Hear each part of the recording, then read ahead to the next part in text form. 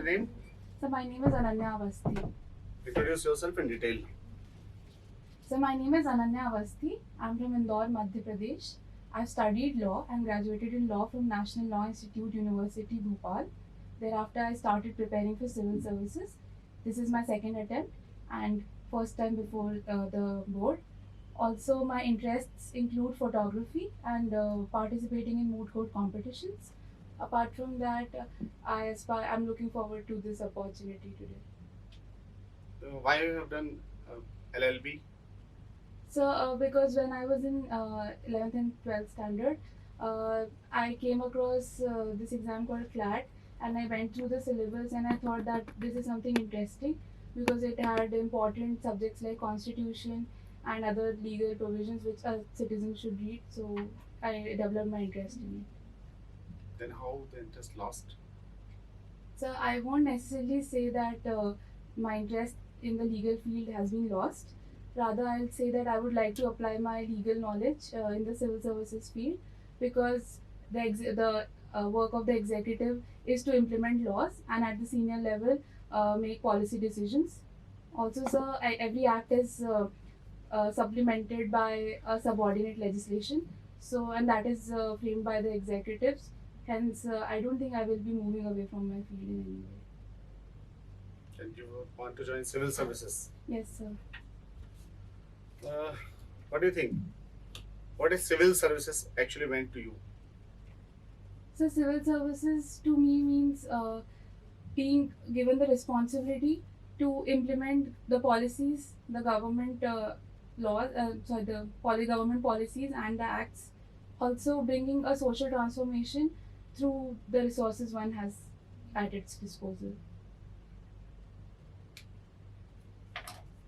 Your father is also a commissioner. Yes, sir.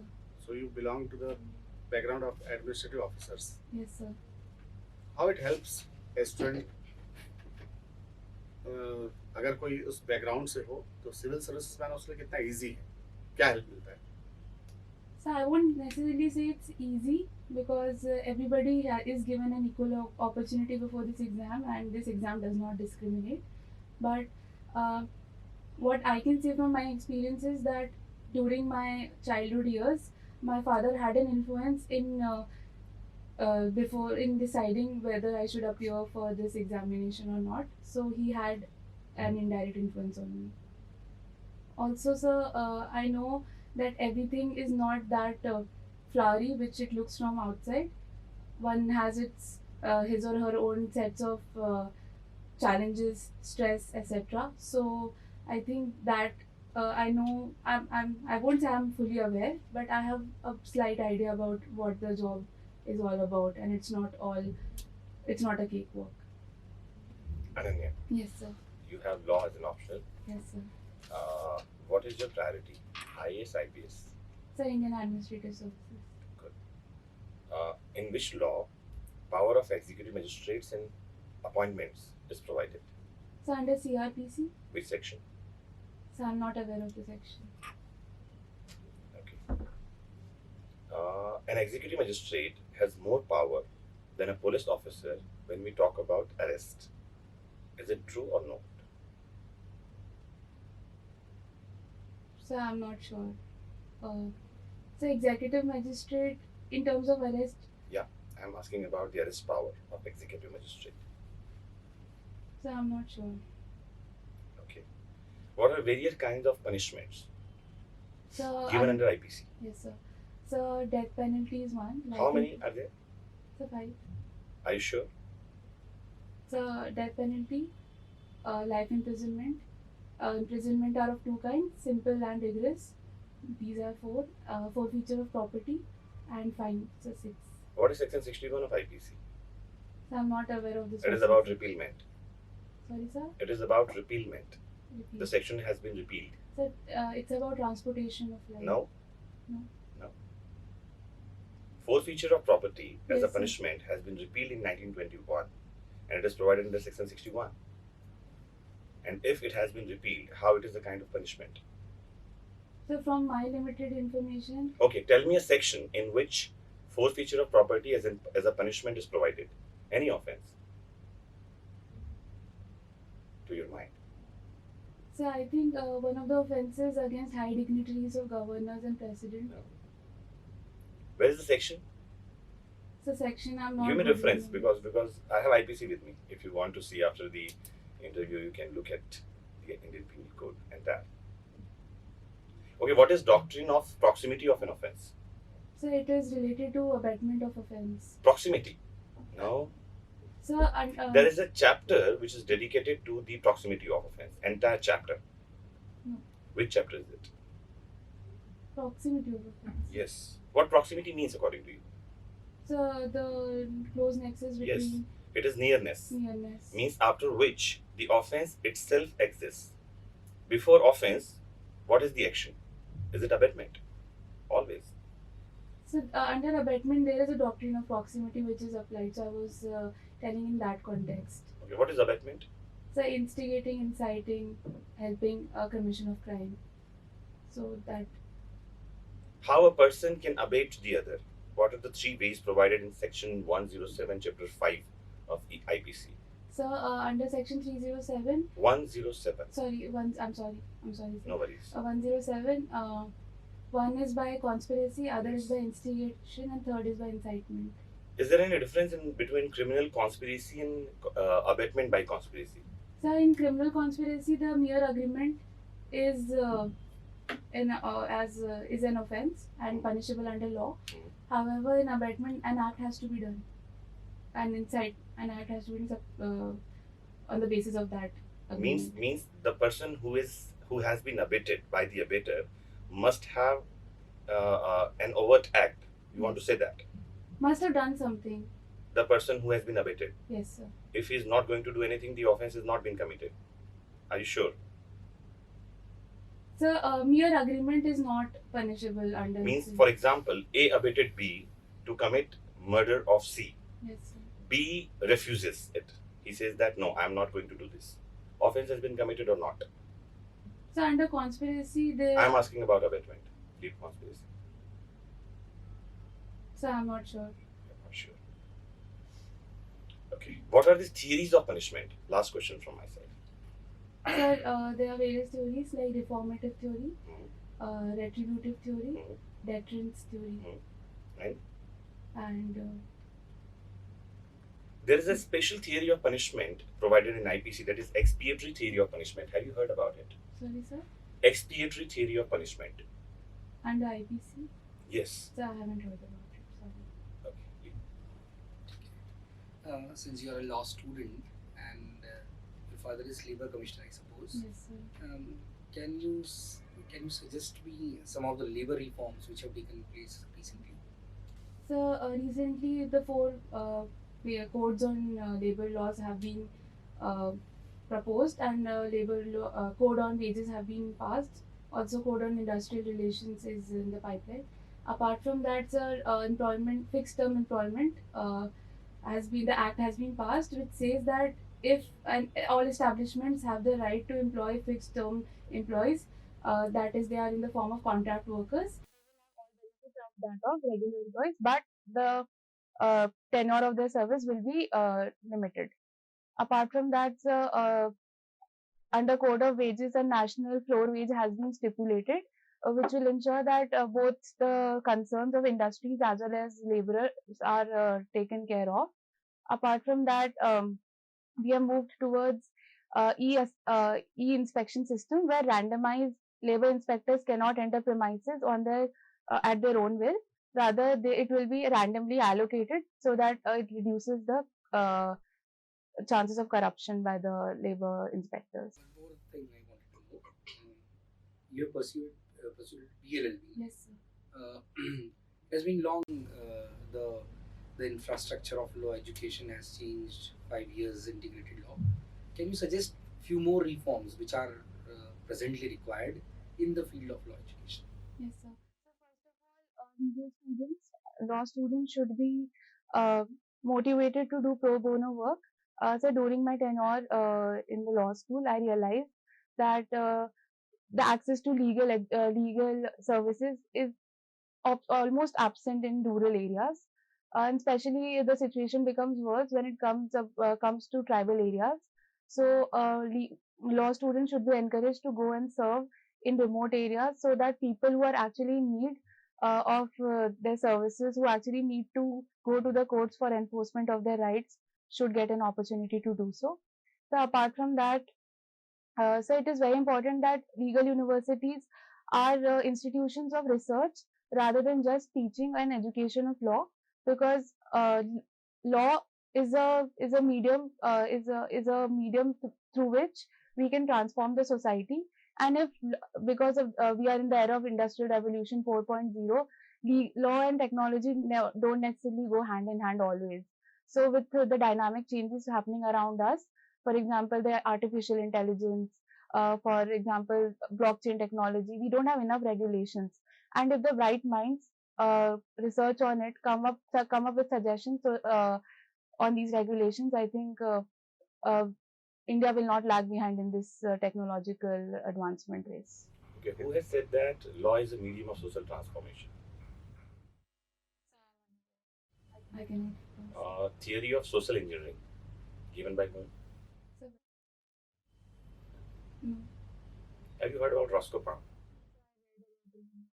He has said that law is a medium of social transformation. Yes. And if law is not able to change the society, it is not a good law. Yeah. So please, sorry for interruption. Your birthplace is Raipur, I suppose. Yes, sir. It has Chhattisgarh has been made a separate state in the year 2000. Sorry, In sir? the Chhattisgarh has been made a separate state in the Yes, sir. year 2000. Yes, sir. Can you suggest me few of the benefits and few of the losses of creation of Chhattisgarh out of Madhya Pradesh? Happening by far a success story in my opinion, because the area was neglected when it was a part of Madhya Pradesh. However, we have seen tremendous growth in their agricultural growth rate. There's a city coming up called Naya Raipur, which is a developed and which is a planned city. So it will help in proper administration.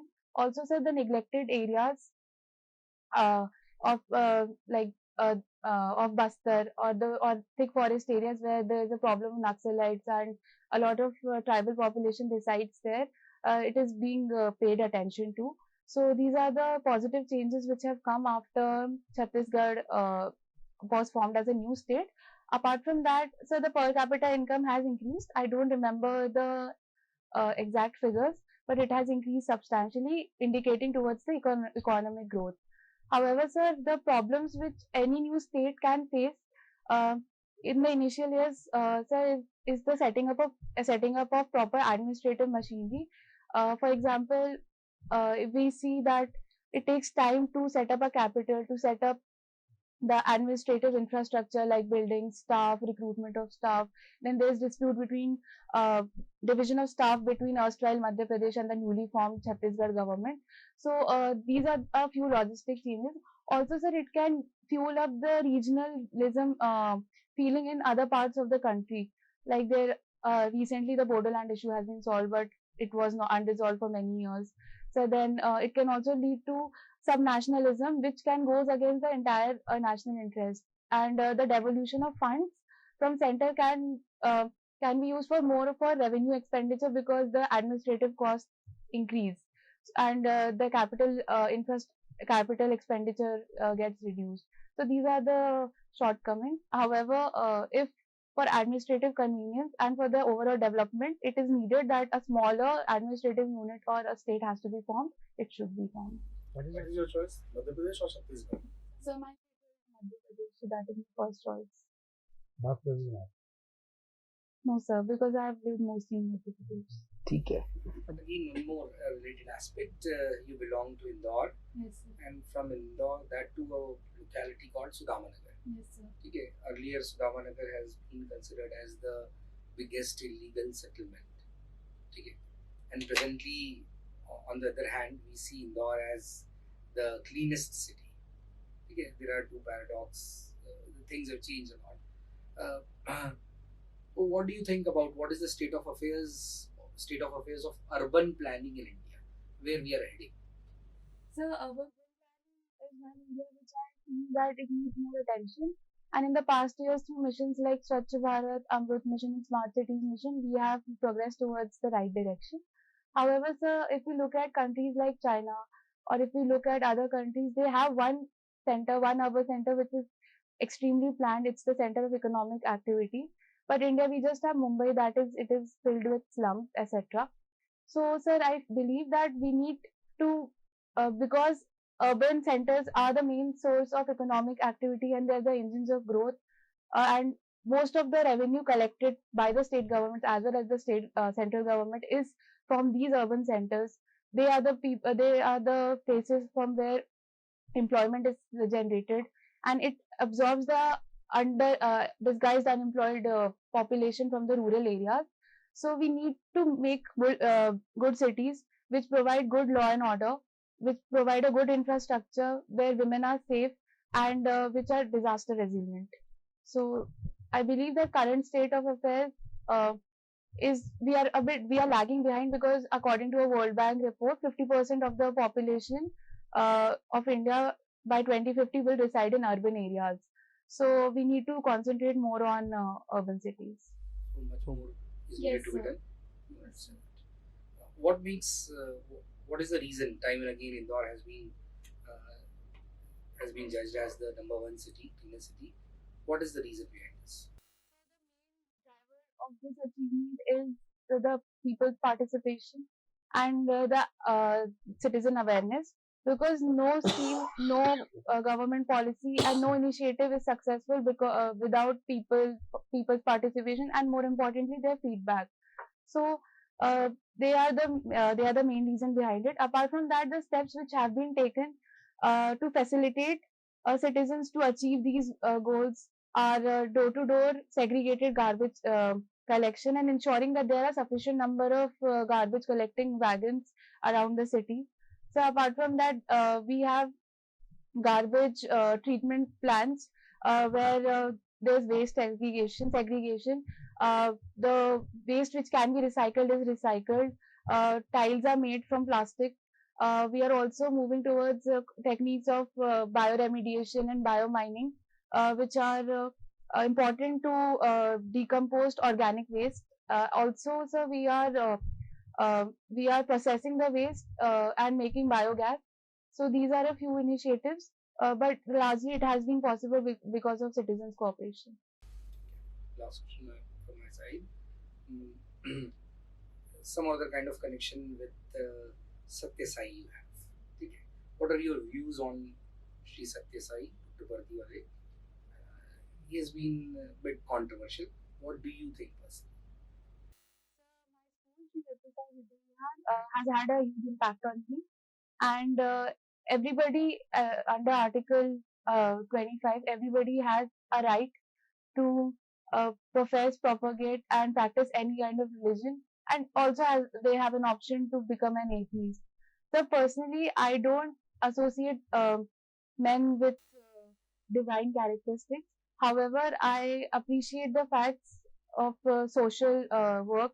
Appreciate the social work which has been undertaken by the Satya Sai Trust. So personally, I'm not a devotee, but because of the education of human values I received in the school, and the kind of environment I have been brought up in that school, I will be eternally grateful to it. Do you think God exists? So it depends on the conception of God. What's your conception? Sir, if we are talking about superstitions, then I think science is the real God we should go to, because the world eradicated smallpox not because of God but because of the vaccine. So, but if you're talking about the mystery of the unknown, which the human being has failed to decipher, I think that's where the God comes in. So, What is the CAA issue?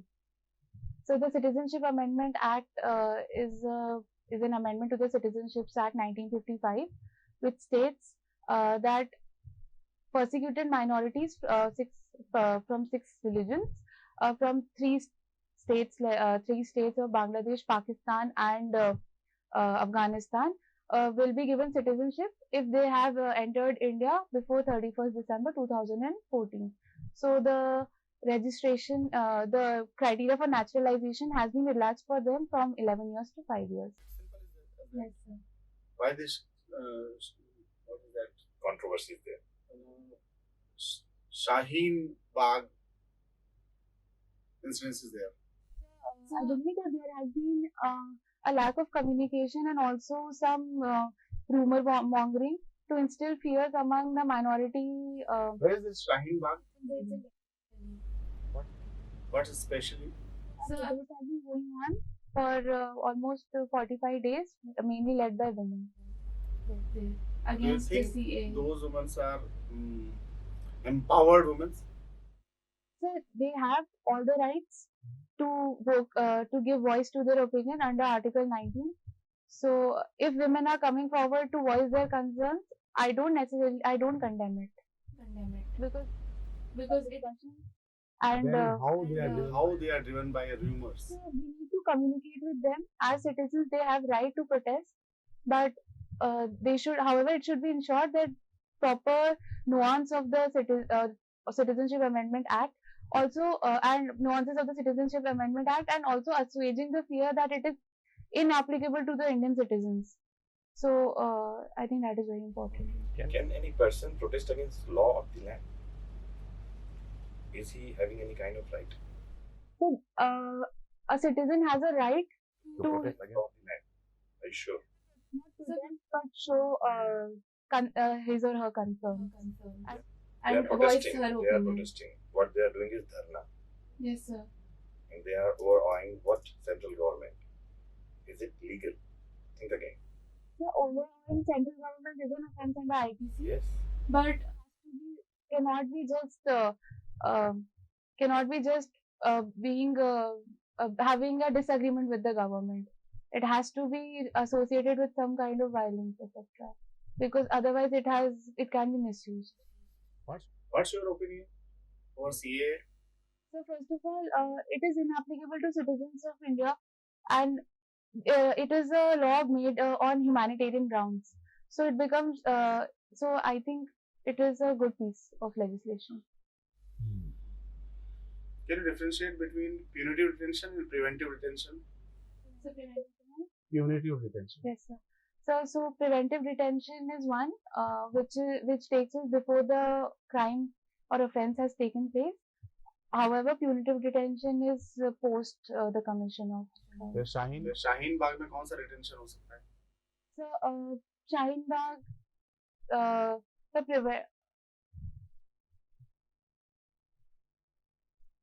so punitive can happen because if they are violating, if they are because these rights are not absolute, and if they don't have the necessary permission, if they are blocking roads and they are causing discomfort to the general public, then punitive detention can be resorted to because it goes against public order. आपकी जो hobby है photography, Yes, sir. कौन सा camera use कर रहे हैं? So I'm using Canon 550D. DSLR camera और digital camera क्या डिफरेंस दोनों? So in DSLR camera, there is a sensor and the proper lenses are used. So and there's a mirror as well. So when through viewfinder we see an image, the mirror reflects the image and we see whatever we are going to capture, and then the sensor is used to process the image with the help of lenses. However, in digital cameras, it is more the role of lenses is less, and yes, so that's it. How it is different with mirrorless camera? So mirrorless camera, like in DSLR, there's a mirror which goes like when I click the shutter button, so the mirror goes away and the sensor captures the image and then the mirror comes back. However, in mirrorless camera, it is a kind of digital camera with proper lenses. There's no role of the mirror. There's a sensor which gets covered. That's it. So it is a new invention. However, there are few drawbacks of it. So the quality is better in DSLR camera. But How it comes? so it is improving, but cost effectiveness is better in mirrorless cameras. But the pixel quality, I was watching a review day before yesterday. So the reviewer said that mirrorless cameras are yet to be developed for high pixel, high resolution images. How it helps you? Sorry. Photography. Okay, I'm sorry, sir. I misheard the question. So, My camera. Your hobby. So my camera helps me in the way that I'm able to click more pictures which are in high speed. So I in high speed because I cannot use that camera for through my cannot click those images through my phone. So that helps me, and also so the resolution is better in that camera, and so it helps me in proper editing. Last And question. yes, sir. Why should we select you only? So because I believe that I have the skills to handle stress, to handle conflict between two stakeholders with the various interests which can come at loggerheads with each other. Also, sir, I have this curiosity to learn new skills, which is very important in administration because it is such a diverse field. Apart from that, sir, I believe that my sincerity towards my work and my priority to keep my work before my personal interests will help me in becoming a good civil servant. You can go. Thank you. All the best. Thank you.